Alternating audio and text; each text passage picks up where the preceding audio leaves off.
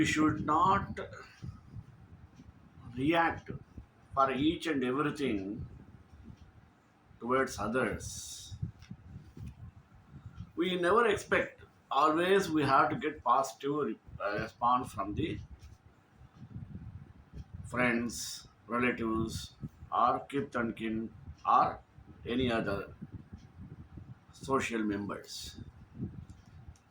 If we want get praise, we have to do the useful work to the society.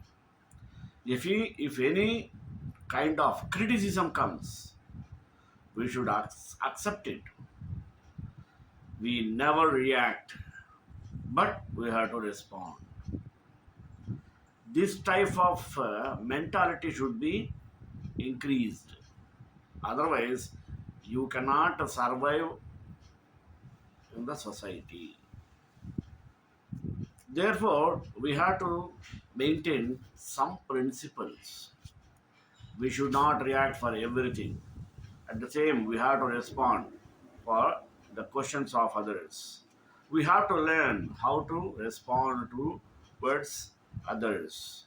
At the same, we have to make the reaction go away from us instantly. That means we have to think well and react. But immediately we should not react for the criticism of others. For that, we have to maintain some practice thoughtful response, and we have to avoid the hasty reactions which will damage our personality. And for this, we have to maintain mindfulness considering the 360-degree view. We have to manage our emotions with balanced facts. We have to understand whether it is real or not. Then only we have to respond to others. We have to see consider the consequences of our choices. For this, we have to develop hindsight. At the same time, we have to share others' caring from our side. Like this, if we maintain, we all have these types of associations, many of them like us. That's why our life is entangled with the society because we are social animal. So basing on these things, today I took the topic of never react but respond. Let us see with detail.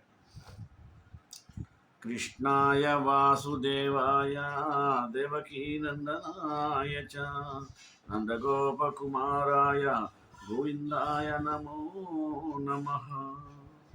Much of our lives is spent in reaction to others and to events around us. The problem is that these reactions might not always be the best course of action, and as a result, they can make others unhappy, make things worse for us, make the situation worse. Why would we want to make things worse? The truth is, we often react without thinking. We should not react hastily. If a gut reaction, often based on fear and insecurities, and it's not the most rational or appropriate way to act. Responding, on the other hand, is taking the situation in and deciding the best course of action based on values such as reason, compassion, cooperation, etc. Let us take a quick example. React. Your child breaks something. You immediately react by getting angry, perhaps yelling, upsetting the child and yourself also, worsening your relationship, not making anything better. Respond. Your child breaks something. You notice your anger, reaction, but pause, take a breath, and consider the situation. First response is to see if your child is okay. Is she hurt? Scared? Second, realize the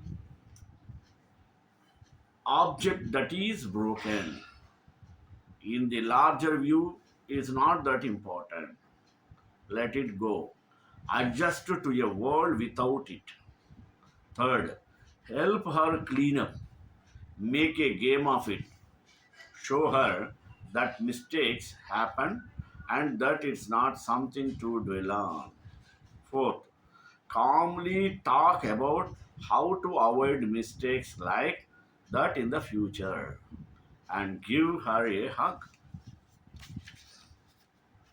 The choice presents itself to us all the time, whether it's our mother nagging us, our coworker being rude, our husband not being kind enough, and so on. There will always be external events that bother us. But if we learn to respond and not just to react, we can make things better and not worse. How to learn to respond? The main thing to learn is mindfulness and the pause. Mindfulness means watching ourselves when something happens that might normally upset us or trigger some kind of emotional reaction. Pay close attention to how our minds react, then pause. We don't have to act immediately just because we have an internal reaction. We can pause, not act, breathe. Then we can watch this urge to act irrationally arise, then let it go away. Sometimes that takes a few seconds, other time it means we should remove ourselves politely from the situation and let ourselves cool down before we respond. Watch the reaction go away. Now consider what the most intelligent, compassionate response might be. What can we do that will help our relationship? Teach, build a better team or partnership, make the situation better, calm everyone down, including ourselves. At first, you might mess up, but in time, you will learn to watch this reaction and you will get better at the pass. Don't fret if you mess up. Just resolve to be more mindful when it happens next time. Take note of what happened to trigger your reaction and pay attention when something like that happens again. Be mindful, pause, then consider a thoughtful, compassionate response. When unexpected events occur, which of course they always do, the only real constant in life is change. Most people go down one of two roads. They either respond or react. Responding, a spin off from the word responsibility, is considerate and deliberate. Reacting, on the other hand, literally means to meet one action with another one. It is immediate and rash. Reactions tend to go like this: something happens, you panic, then proceed. Responses tend to go like this: something happens, You pause, you process, you plan, then you proceed. We talk often with our coaching clients about the difference between reacting and responding. It's a simple two P's.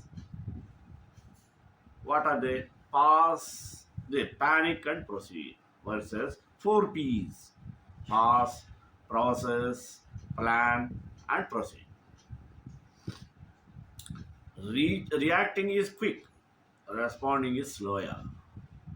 Responding creates a more space between an event and what you do or don't do with it. In that space, you give immediate emotions some room to breathe, better understand what is happening, make a plan using the most evolved part of your brain, then go forward accordingly. Responding is harder than reacting. It takes more time and effort. It often requires letting a strong itch, the yearning to immediately do something, anything about whatever just happened. Be there without scratching it. But like most things that require effort, responding also tends to be advantageous. You rarely regret deliberately responding to a challenging situation. You often regret automatically reacting to one. What seems to happen is that the more you practice responding instead of reacting, not only do you start making better decisions, but you also start to experience a part of yourself that is not so susceptible to change. At least not in the way your usual experience, a part of yourself that passes, process, plans, and proceeds. The part of you that is akin to the canvas upon which the content of your life is painted. When you react to a situation, you fuse with it and become it. Going from one reaction to the next is an emotional roller coaster.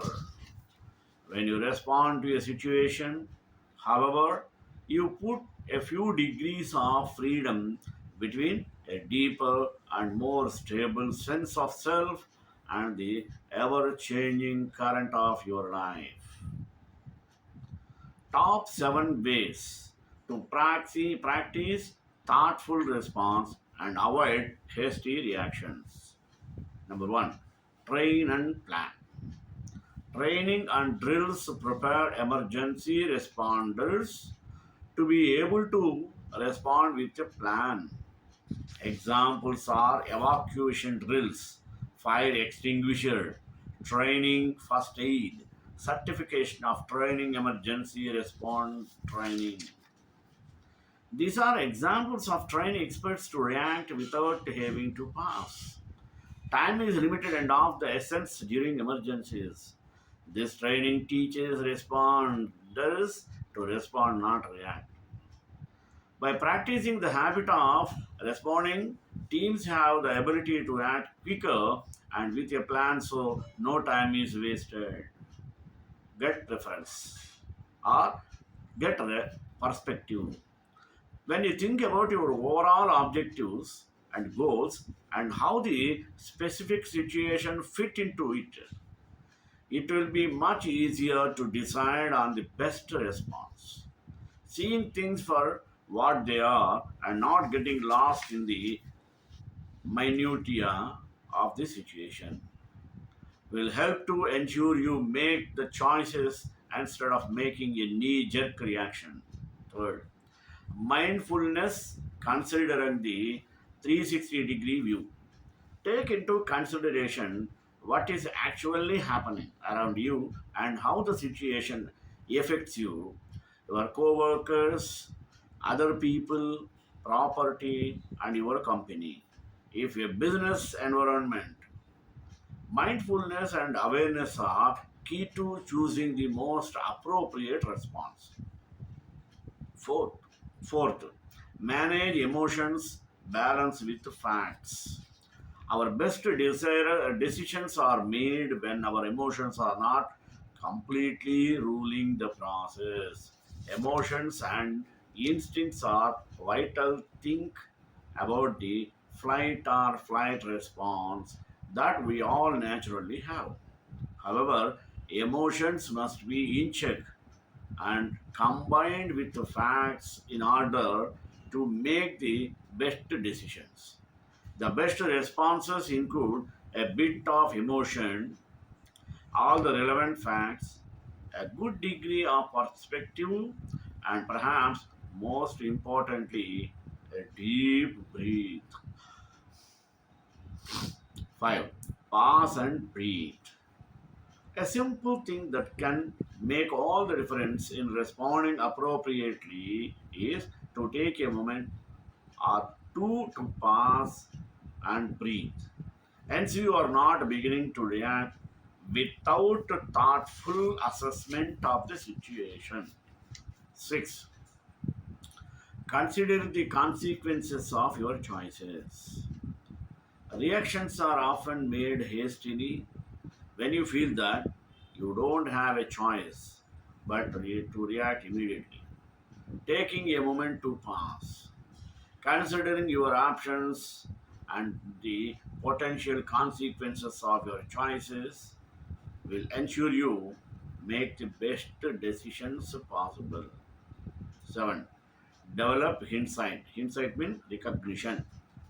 When time and experience, you can develop your hindsight that is most useful in making decisions and responding appropriately to various situations in business and life. Try to visualize the results of your possible responses before you act. Play the video of the situation and your response options in your mind to help evaluate the most likely outcome and whether your planned response is your best option. Sharing is caring. Model the behavior of responding instead of reacting, not only for your own personal development, but to also encourage and inspire others to do the same. So, share stories with others of how you have been successful at changing your response behavior. Sharing what you have learned gives others the opportunity to also improve their patterns of behavior. What a happier, safer world we would live in with more thoughtful responses. In place of hasty reactions.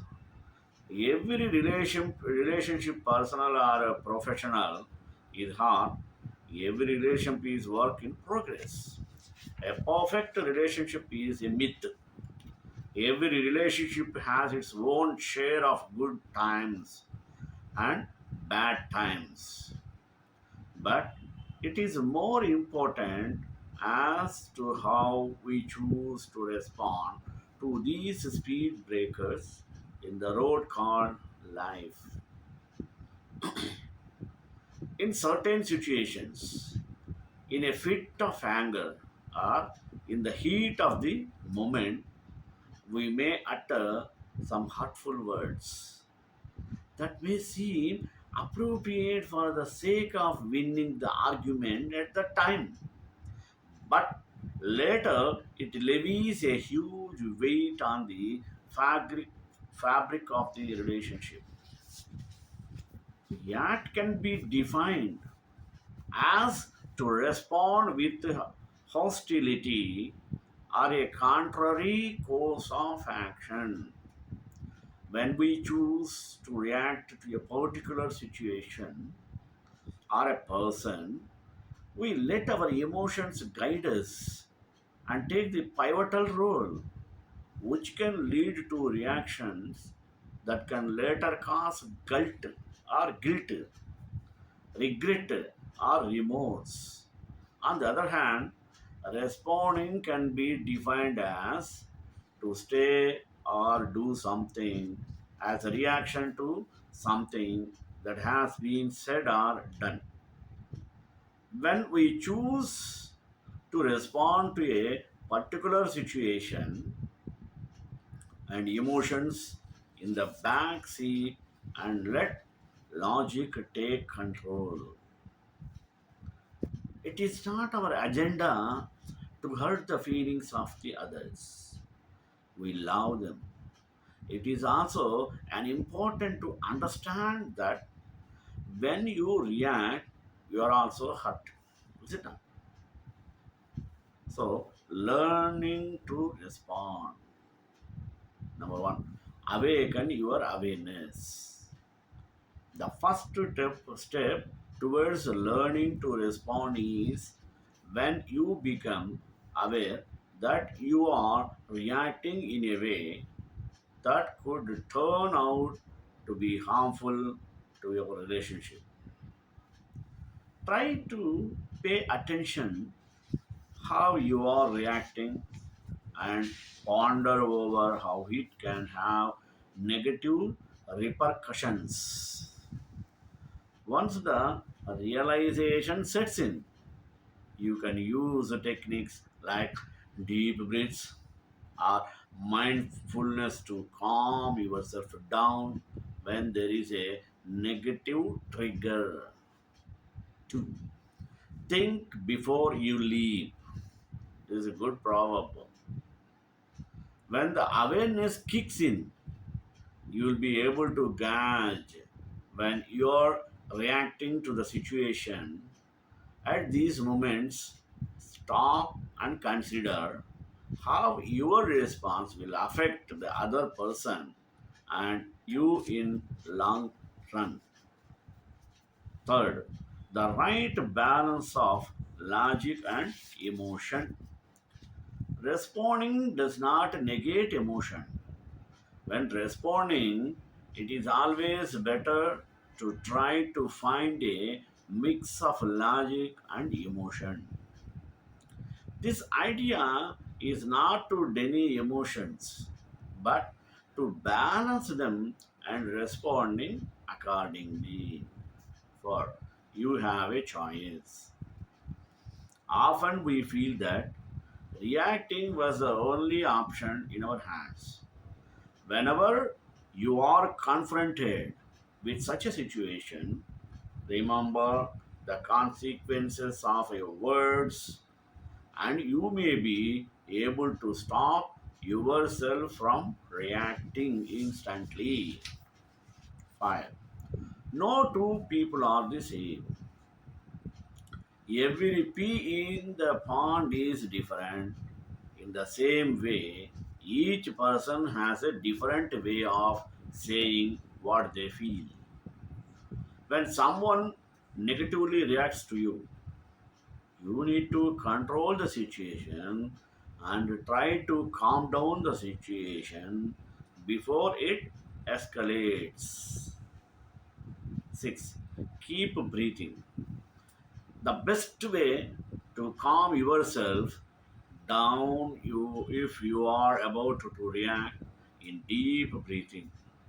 It will help you calm down and give you a chance to think rationally as well. Let us talk about reaction versus response. Some people use the words synonymously, but to me, there is a world of difference. A reaction is instant, is driven by the beliefs, biases, and prejudices of the unconscious mind. When you say or do something without thinking, that is the unconscious mind running the show. A reaction is survival oriented and on some level a defense mechanism. It might turn out okay, but often A reaction is something you regret later. A response, on the other hand, usually comes more slowly. It's based on information from both the conscious mind and unconscious mind. A response will be more ecological, meaning that it takes into consideration the well being of not only you but those around you. It weighs the long term effects and stays in line with your core values. A reaction and a response may look exact alike, but they feel different. For example, say you are approached by a panhandler on the street and you give that person money. It's a reaction if you gave that money out of fear or embarrassment or guilt. It's a response if you give that money from a solid sense of I am here to help my fellow man in whatever form. Or say you didn't give that person money.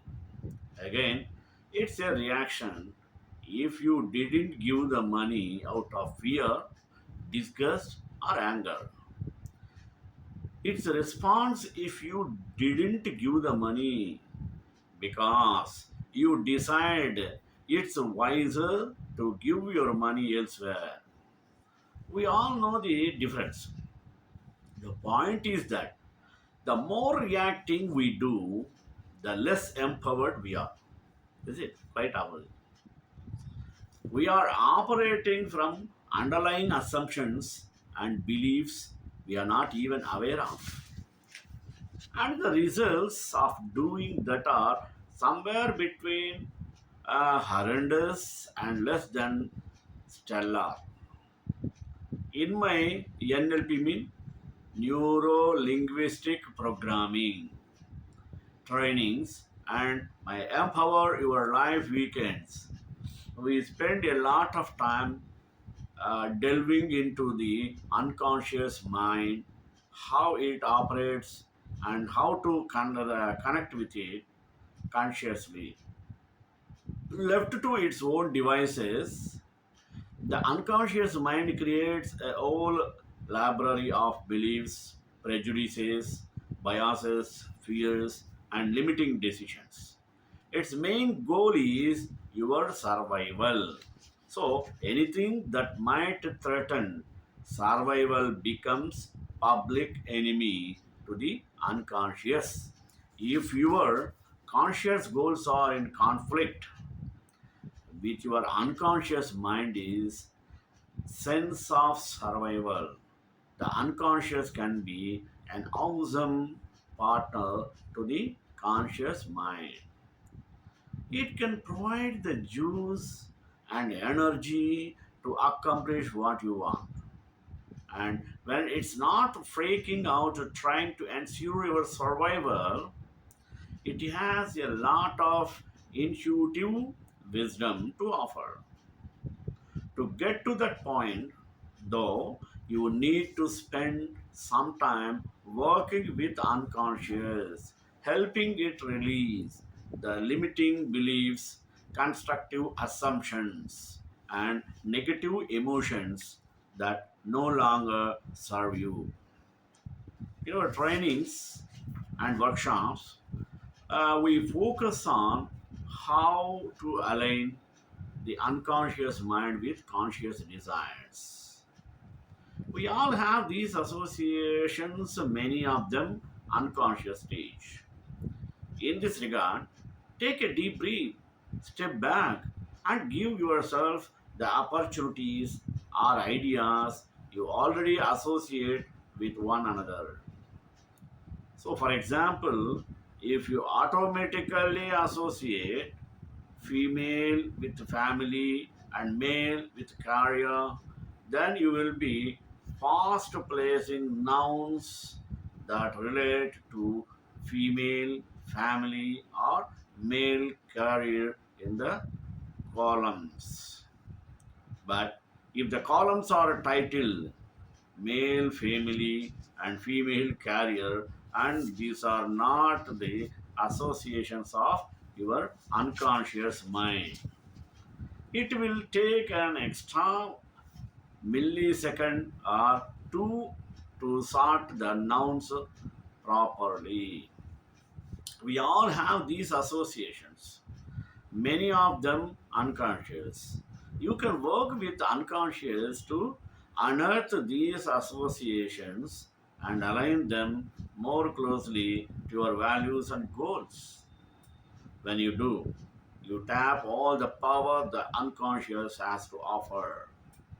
But even before you engage the unconscious as a productive partner, you can start living a life that is more responsive and less reactive simply by paying attention and noticing when what you do or say feels off center.